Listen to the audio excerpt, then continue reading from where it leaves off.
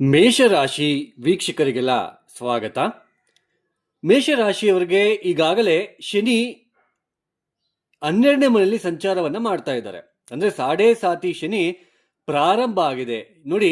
ಇದು ಮೇಷರಾಶಿ ಜನ್ಮರಾಶಿಯಿಂದ ವ್ಯಯಸ್ಥಾನಕ್ಕೆ ಶನಿ ಬಂದಾಗ ಸಾಡೆ ಸಾತಿ ಶನಿ ಪ್ರಾರಂಭ ಆಗ್ತಾ ಹೋಗುತ್ತೆ. ಅಂದ್ರೆ ಇಲ್ಲಿ 2.5 ವರ್ಷಗಳ ಕಾಲ, ಇಲ್ಲಿ 2.5 ವರ್ಷಗಳ ಕಾಲ, ಇಲ್ಲಿ 2.5 ವರ್ಷಗಳ ಕಾಲ, ಅಂದ್ರೆ 7.5 ವರ್ಷಗಳ ಕಾಲ ಈ ಸಾಡೆ ಸಾತಿ ಶನಿಯ ಅವಧಿ. ಶನಿ ಈಗ ಮೀನರಾಶಿಯಲ್ಲಿ ಸಂಚಾರವನ್ನ ಮಾಡ್ತಾ ಇದ್ದಾರೆ. ಶನಿ ಮೀನರಾಶಿಯನ್ನು ಬಿಟ್ಟು ಮೇಷರಾಶಿಗೆ ಯಾವಾಗ ಪ್ರವೇಶವನ್ನು ಮಾಡ್ತಾರೆ, ಅಂದ್ರೆ ನಿಮ್ಮ ಜನ್ಮರಾಶಿಗೆ ಯಾವಾಗ ಪ್ರವೇಶವನ್ನು ಮಾಡ್ತಾರೆ, ಈ 12ನೇ ಮನೆಯಲ್ಲಿದ್ದಾಗ ಒಂದು ತರಹದ ಫಲಿತಾಂಶಗಳನ್ನು ನೋಡ್ತಾ ಇದ್ದೀರಾ. ಜನ್ಮರಾಶಿಗೆ ಬಂದಾಗ ಯಾವ ತರಹದ ಫಲಿತಾಂಶಗಳು, ಪರಿಣಾಮಗಳು ನಿಮಗೆ ಬೀರ್ತಾ ಹೋಗುತ್ತೆ. ಹಾಗೆ ಈ ಒಂದು ಜನ್ಮ ಶನಿಯಿಂದ ತಪ್ಪಿಸ್ಕೊಳ್ಳೋದಕ್ಕೆ ಯಾವೆಲ್ಲ ಪರಿಹಾರಗಳು ನಿಮಗೆ ಸೂಕ್ತವಾಗಿರುತ್ತೆ ಅಂತಕ್ಕಂಥದ್ದನ್ನ ನಾನು ಈ ವಿಡಿಯೋದಲ್ಲಿ ತಿಳಿಸ್ತಾ ಹೋಗ್ತೇನೆ. ನೋಡಿ, ಮೊದಲನೇದಾಗಿ ಮನುಷ್ಯನ ಯಾವುದೇ ಕಷ್ಟ ಬಂದ್ರೂ ಕೂಡ, ಏನೇ ಕಷ್ಟ ಬಂದ್ರೂ ಕೂಡ, ನನಗೆ ಅಷ್ಟಮ ಶನಿ ಆಗ್ಬಿಟ್ಟಿದೆ, ಅಥವಾ ಪಂಚಮ ಶನಿ ನಡೀತಾ ಇದೆ, ಸಾಡೆ ಸಾತಿ ಶನಿ ನಡೀತಾ ಇದೆ, ಶನಿ ದೋಷ ಐತೆ, ಇದೆಲ್ಲ ತುಂಬಾನೇ ಪ್ರತಿ ಕಷ್ಟಕ್ಕೂ ಶನಿನೇ ಹೊಣೆ ಅಂತಕ್ಕಂಥದ್ದು ತುಂಬಾ ಜನ ಮಾಡ್ತಾ ಇರ್ತಕ್ಕಂಥದ್ದು. ಶನಿ ಕರ್ಮಕಾರಕ. ನೋಡಿ, ಶನಿ ಕೊಟ್ಟಷ್ಟು ಬೇರೆ ಯಾವುದೇ ಗ್ರಹ ಕೊಡಲ್ಲ. ಅದು ಡಿಸಿಪ್ಲಿನ್ ಆಗಿರಬಹುದು, ಅಥವಾ ನಮಗೆ ಒಂದು ಲೆಸನ್ ಆಗಿರಬಹುದು, ಒಂದು ಅಧ್ಯಾಯ ಆಗಿರಬಹುದು. ಶನಿಯಂತಹ ಒಳ್ಳೆಯ ಗ್ರಹ ಯಾವುದೂ ಇಲ್ಲ. ನಾನು ಈ ಒಂದು ಸಂದರ್ಭದಲ್ಲಿ ಮೇಷರಾಶಿಯ ವೀಕ್ಷಕರಿಗೆಲ್ಲ ನಾನೊಂದು ಮಾತನ್ನ ಹೇಳ್ತೇನೆ. ನೋಡಿ, ಶನಿನ ಬೇಕಾದ್ರೆ ಈಸಿಯಾಗಿ ಹೋಲಿಸ್ಕೋಬಹುದು. ಅರ್ಥ ಮಾಡ್ಕೊಳ್ಳಿ, ಶನಿನ ಬೇಕಾದ್ರೆ, ಶನಿ ಕೃಪೆಗೆ ಈಸಿಯಾಗಿ ಸುಲಭವಾಗಿ ಪಾತ್ರ ಆಗಬಹುದು. ಆದ್ರೆ ಗುರುವಿಗೆ ಪಾತ್ರ ಆಗೋದಕ್ಕಾಗಲ್ಲ. ಅಂದ್ರೆ ಗುರುವನ್ನ ಹೋಲಿಸ್ಕೊಳ್ಳೋದಕ್ಕೆ ಸಾಧ್ಯನೇ ಇಲ್ಲ. ತುಂಬಾ ಕಷ್ಟಪಡಬೇಕಾಗುತ್ತೆ. ಜಾತಕ ರೀತ್ಯ ಗುರು ಏನಾದ್ರೂ ಬಲಹೀನ ಆಗಿದ್ದಾಗ ಗುರುವನ್ನು ಹೋಲಿಸಿಕೊಳ್ಳಲು ತುಂಬಾ ಕಷ್ಟ, ಶನಿಯನ್ನು ಹೋಲಿಸಿಕೊಳ್ಳಲು ತುಂಬಾ ಸುಲಭ. ತುಂಬಾ ಜನ ತಪ್ಪು ತಿಳುವಳಿಕೆಯಲ್ಲೇ ಹೋಗ್ತಾ ಇದ್ದೀರ. ಅದೇನೇ ಇರಲಿ, ನೋಡಿ, ಈ ಶನಿ ಈ ಮೀನರಾಶಿಯನ್ನು ಬಿಟ್ಟು 2027 ಜೂನ್ 3ನೇ ತಾರೀಕು ನಿಮ್ಮ ಜನ್ಮ ರಾಶಿಗೆ ಪ್ರವೇಶವನ್ನು ಮಾಡ್ತಾ ಇದ್ದಾರೆ. 2029 ಆಗಸ್ಟ್ 7ನೇ ತಾರೀಕಿನ ತನಕನೂ ಕೂಡ ಶನಿ ಜನ್ಮರಾಶಿಯಲ್ಲೇ ಸಂಚಾರವನ್ನು ಮಾಡ್ತಾ ಇದ್ದಾರೆ. ಮಧ್ಯದಲ್ಲಿ ವಕ್ರಿ ಆಗ್ತಾರೆ, ಮತ್ತೆ ಮೀನರಾಶಿಗೆ ಬರ್ತಾರೆ. ಅದೇನೇ ಇರಲಿ, ಒಟ್ಟು ಬರುವ ವರ್ಷ ಜೂನ್ 3ನೇ ತಾರೀಕು ನಿಮ್ಮ ಜನ್ಮರಾಶಿಗೆ ಪ್ರವೇಶವನ್ನು ಮಾಡ್ತಾ ಇದ್ದಾರೆ. ನೋಡಿ, ಇದು ರಾಶಿ ಭವಿಷ್ಯ. ನಿಮಗೆ ಇಲ್ಲಿ ಚಂದ್ರ ಇದ್ದಾಗ,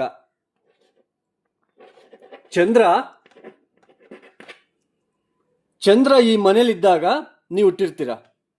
ಚಂದ್ರ ಯಾವ ನಕ್ಷತ್ರದಲ್ಲಿ ಇದ್ದಾರೋ ಆ ನಕ್ಷತ್ರಾಧಿಪತಿ, ಅಂದ್ರೆ ಆ ನಕ್ಷತ್ರ ನಿಮಗೆ ಸ್ಟಾರ್ಟ್ ಆಗುತ್ತೆ, ದಶಾ ಅವಧಿ ಸ್ಟಾರ್ಟ್ ಆಗುತ್ತೆ. ಈಗ ಫಾರ್ ಎಕ್ಸಾಂಪಲ್ ಅಶ್ವಿನಿ ನಕ್ಷತ್ರದಲ್ಲಿ ಹುಟ್ಟಿದ್ದಾರೆ ಅಂತ ಇಟ್ಕೊಳ್ಳೋಣ ಒಬ್ಬ ವ್ಯಕ್ತಿ. ನಿಮಗೆ ಅರ್ಥ ಮಾಡಿಸೋ ಉದ್ದೇಶ, ವಿಡಿಯೋನ ಕರೆಕ್ಟಾಗಿ ಕೇಳಿಸ್ಕೊಂಡ್ಬಿಟ್ಟು ಅರ್ಥ ಮಾಡ್ಕೊಳ್ಳೋದಕ್ಕೆ ಪ್ರಯತ್ನ ಮಾಡಿ. ಅಶ್ವಿನಿ ನಕ್ಷತ್ರದಲ್ಲಿ ಒಬ್ಬ ವ್ಯಕ್ತಿ ಹುಟ್ಟಿದಾನೆ. ಸೊ ಆ ವ್ಯಕ್ತಿಗೆ ಅವಾಗ ಅಶ್ವಿನಿ ನಕ್ಷತ್ರಕ್ಕೆ ಅಧಿಪತಿ ಯಾರು? ಕೇತು. ಅಂದ್ರೆ ಕೇತು ಮಹಾದಶ ಪ್ರಾರಂಭ ಆಗುತ್ತೆ ಆ ವ್ಯಕ್ತಿಯ ಜೀವನದಲ್ಲಿ.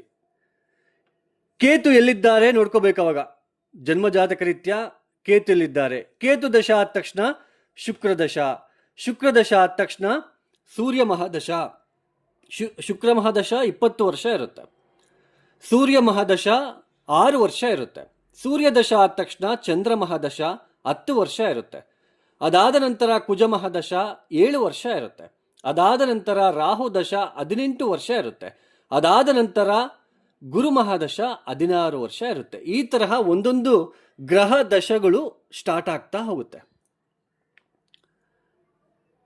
ಈ ಗ್ರಹ ದಶಗಳು ಸ್ಟಾರ್ಟ್ ಆದಾಗ ನಮಗೆ ಶುಕ್ರ ನಮ್ಮ ಜಾತಕಕ್ಕೆ ಒಳ್ಳೆಯವನ ಅಥವಾ ಶುಭ ಅಥವಾ ಅಶುಭ ಗ್ರಹನ ಅಂತ ಹೆಂಗ್ ಗೊತ್ತಾಗುತ್ತೆ ಅಂದ್ರೆ, ಲಗ್ನ ತುಂಬಾ ಇಂಪಾರ್ಟೆಂಟ್. ಈಗ ಮೇಷರಾಶಿಲಿ ಹುಟ್ಟಿದ್ದೀರಾ, ಯಾವ ಲಗ್ನ? ಮಿಥುನ ಲಗ್ನದಲ್ಲಿ ಹುಟ್ಟಿದನ ಆ ವ್ಯಕ್ತಿ, ಕರ್ಕಾಟಕ ಲಗ್ನನ, ಸಿಂಹ ಲಗ್ನನ, ಕನ್ಯಾ ಲಗ್ನನ.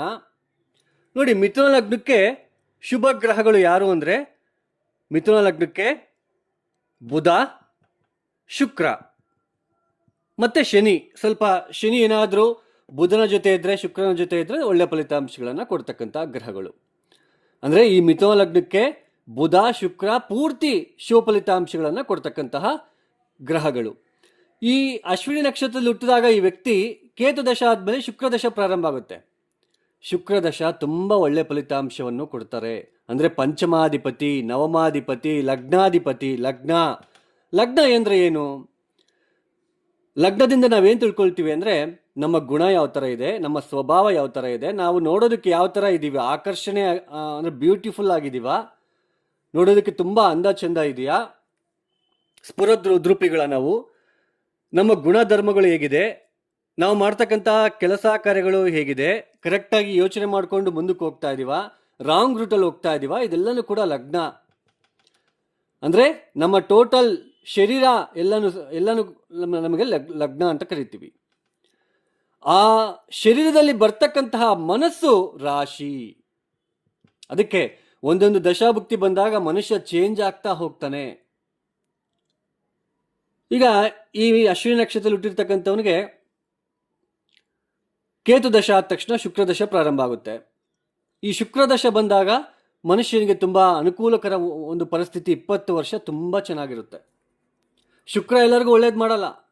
ಈ ಮಿಥುನ ಲಗ್ನಕ್ಕೆ ಶುಕ್ರ ಶುಭ ಗ್ರಹ, ಕರ್ಕಾಟಕ ಲಗ್ನಕ್ಕೆ ಶುಕ್ರ ಪಾಪಿ, ಸಿಂಹ ಲಗ್ನಕ್ಕೆ ಶುಕ್ರ ಅಶುಭ ಫಲಿತಾಂಶಗಳನ್ನು ಕೊಡ್ತಕ್ಕಂತಹ ಗ್ರಹ, ಕನ್ಯಾ ಲಗ್ನಕ್ಕೆ ಶುಕ್ರ ಶುಭ ಫಲಿತಾಂಶಗಳನ್ನು ಕೊಡ್ತಕ್ಕಂತಹ ಗ್ರಹ, ತುಲಾ ಲಗ್ನಕ್ಕೆ ಶುಕ್ರ ಮಿಶ್ರ ಫಲಿತಾಂಶಗಳು, ವೃಶ್ಚಿಕ ಲಗ್ನಕ್ಕೆ ಶುಕ್ರ ಮಾರಕಾಧಿಪತಿ, ಅಂದರೆ ಒಳ್ಳೆ ಫಲಿತಾಂಶಗಳನ್ನು ಕೊಡ್ತಕ್ಕಂತಹ ಗ್ರಹ ಅಲ್ಲ. ಹಾಗೆಯೇ ಧನಸು ಲಗ್ನಕ್ಕೆ ಶುಕ್ರ ಪಾಪಿ ಆಗ್ತಾನೆ. ಮೇಷ ಲಗ್ನಕ್ಕೂ ಕೂಡ ಶುಕ್ರ ಒಳ್ಳೆ ಫಲಿತಾಂಶಗಳನ್ನು ಕೊಡ್ತಕ್ಕಂತಹ ಗ್ರಹ ಅಲ್ಲ. ಹಾಗೆಯೇ ಒಂದು ದಶ ಬಂದಾಗ ಆ ದಶ ನಮಗೆ ಎಷ್ಟರ ಮಟ್ಟಿಗೆ ಫಲಿತಾಂಶ ಕೊಡುತ್ತೆ ಅಂದರೆ ನಾವು ಯಾವ ಥರ ನಾವು ಚೆಕ್ ಮಾಡ್ತೀವಿ ಅಂತಂದರೆ ಪ್ಲಾನೆಟ್ ಸ್ಟ್ರೆಂತ್. ಆ ಪ್ಲಾನೆಟ್ ಎಷ್ಟು ನಮಗೆ ಸ್ಟ್ರೆಂತ್ಫುಲ್ ಆಗಿದೆ, ಶಕ್ತಿಯ ಬಲವನ್ನು ಹೊಂದಿದೆ ನಮಗೆ ಫಲಿತಾಂಶಗಳನ್ನು ಕೊಡೋದಕ್ಕೆ ಅಂತ ಹೆಂಗೆ ನೋಡ್ತೀವಿ ಅಂದರೆ ಅಷ್ಟಕ ವರ್ಗ. ರಾಹು ಕೇತುಗಳನ್ನು ಹೊರತುಪಡಿಸಿ ಇನ್ನು ಮಿಕ್ಕಿದ 7 ಗ್ರಹಗಳು ಕೂಡ ಒಂದೊಂದು ಸ್ಥಾನದಲ್ಲೂ ಕೂಡ ಬಿಂದುಗಳನ್ನು ಕೊಟ್ಕೊಂತ ಬರ್ತಾರೆ. ಈಗ ಫಾರ್ ಎಕ್ಸಾಂಪಲ್ ನಿಮಗೆ ಮೇಷ ರಾಶಿಯಲ್ಲಿ ಹುಟ್ಟಿರ್ತಕ್ಕಂಥವ್ರಿಗೆ ಶನಿ ವ್ಯಯಸ್ಥಾನದಲ್ಲಿ ಇದ್ದಾರೆ.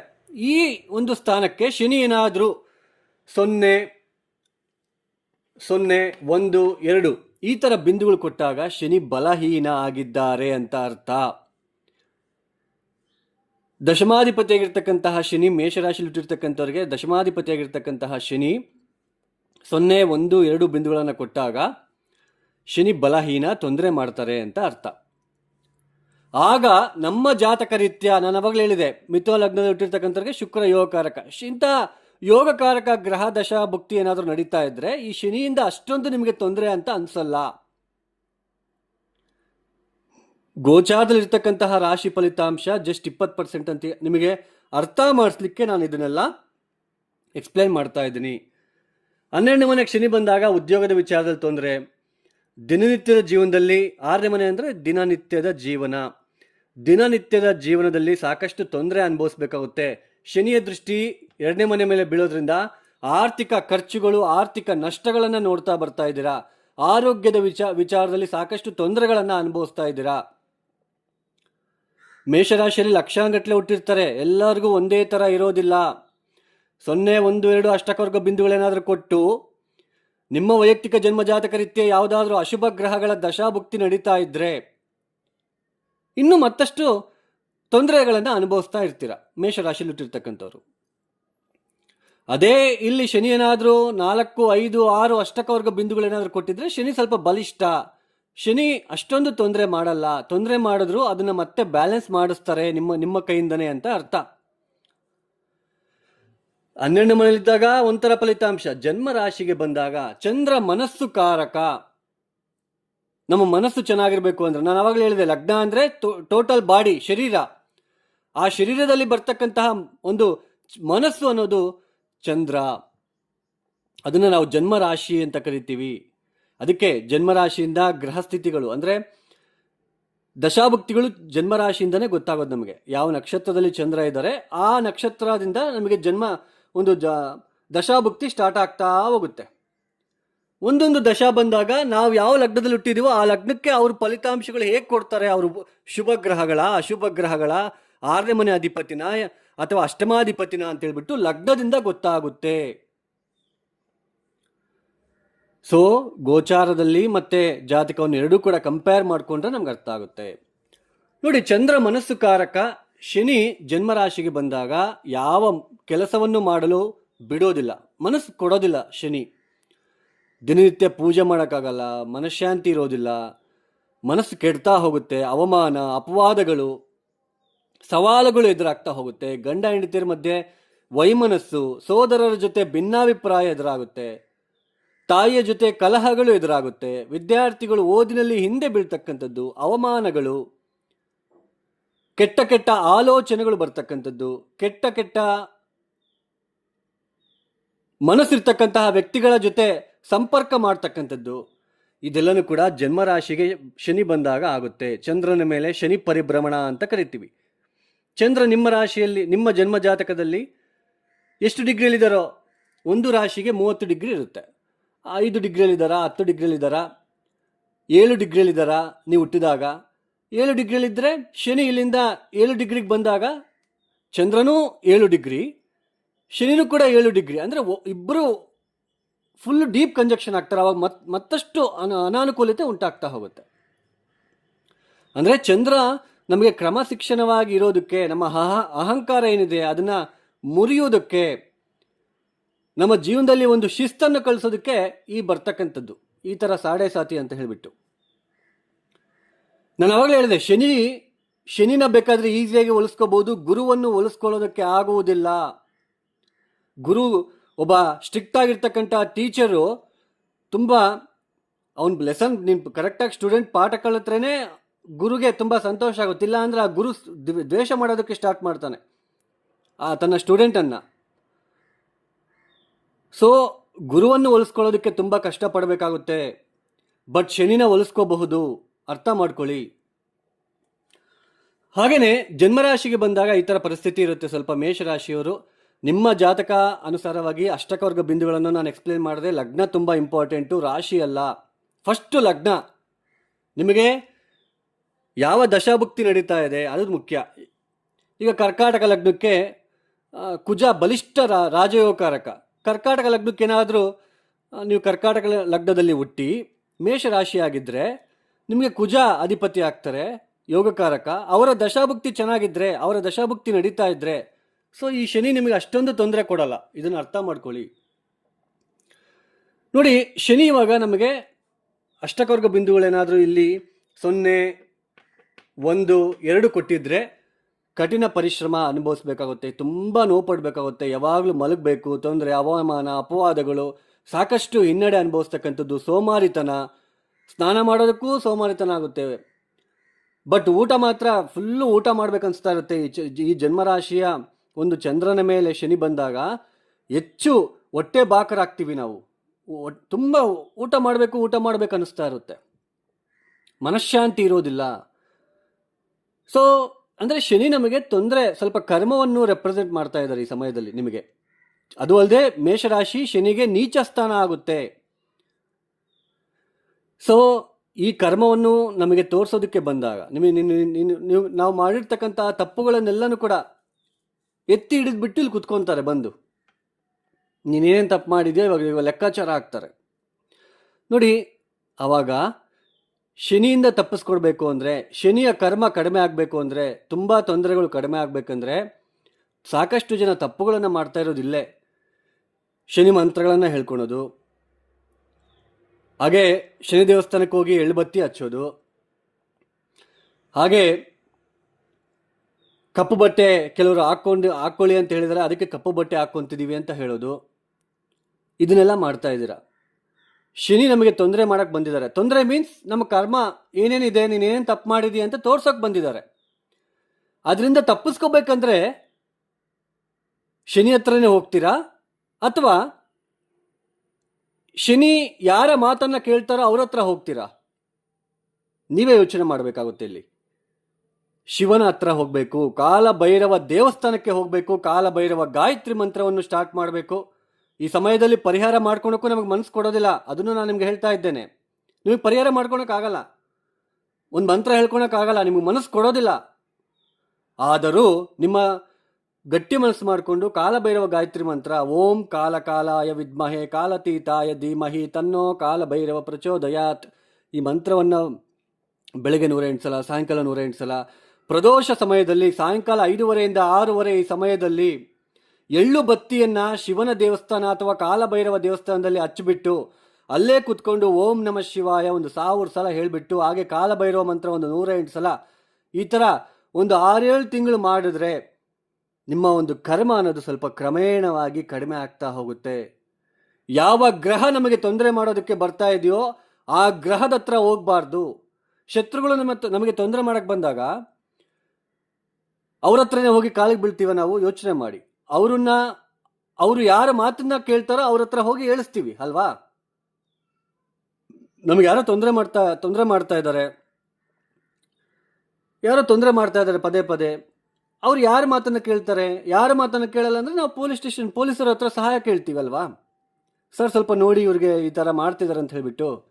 ಅದೇ ತರಹ ಶನಿ ನಮಗೆ ತೊಂದರೆ ಮಾಡಕ್ಕೆ ಬಂದಾಗ, ನಿಮ್ಮ ಜಾತಕದಲ್ಲೂ ಶನಿ ಬಲಹೀನ ಆಗಿದ್ದಾಗ, ಶನಿ ನಮಗೆ ಈ ಥರ 7.5 ಶನಿ ಬಂದಾಗ, ಅಷ್ಟಕವರ್ಗ ಬಿಂದುಗಳು ಕಡಿಮೆ ಇದ್ದಾಗ, ಶನಿಯ ಕರ್ಮದಿಂದ ಹೊರಗಡೆ ಬರೋದಕ್ಕೆ ಶಿವ ಮತ್ತು ಕಾಲಭೈರವನ ಪಾದ ಹಿಡಿಬೇಕು.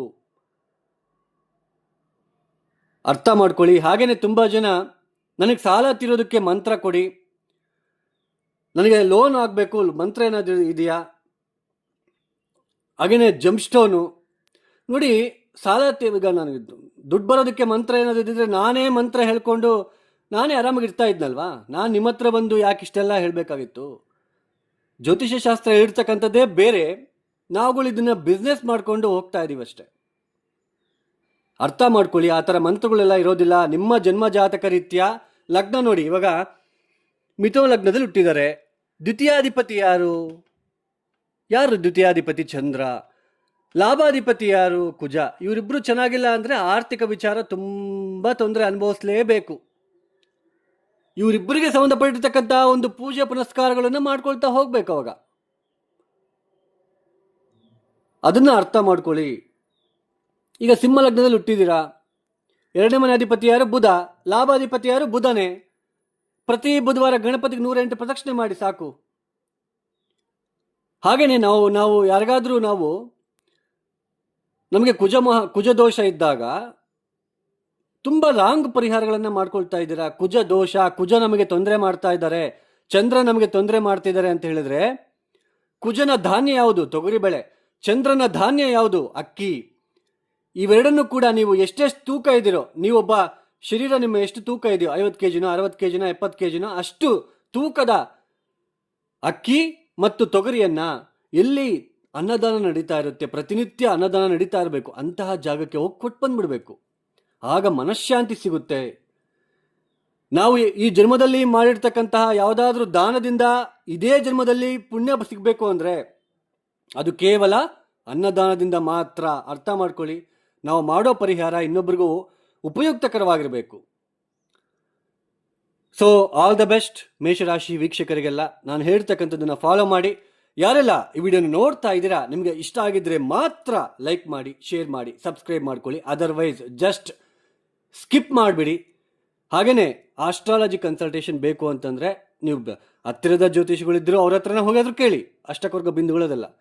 ಇಲ್ಲ ನನಗಾದರೂ ನೀವು ಕರೆ ಮಾಡಿದ್ರೆ ನಾನು ನಿಮಗೆ ಕಂಪ್ಲೀಟ್ ಅನಾಲಿಸಿಸ್, ಪ್ರಾಬ್ಲಮ್ಸ್ ಹೇಳ್ಕೋಬಾರ್ದು. ನೀವು ನನ್ನ ಹತ್ರ ಬಂದು ಪ್ರಾಬ್ಲಮ್ ಹೇಳ್ಕೊಂಡ್ರೆ ಅದಕ್ಕೆ ಅರ್ಥ ಇರೋದಿಲ್ಲ. ಸರ್ವೇ ಜನ ಸುಖಿನೋ ಭವಂತು. ಧನ್ಯವಾದಗಳು. ಜೈ ಶ್ರೀರಾಮ್.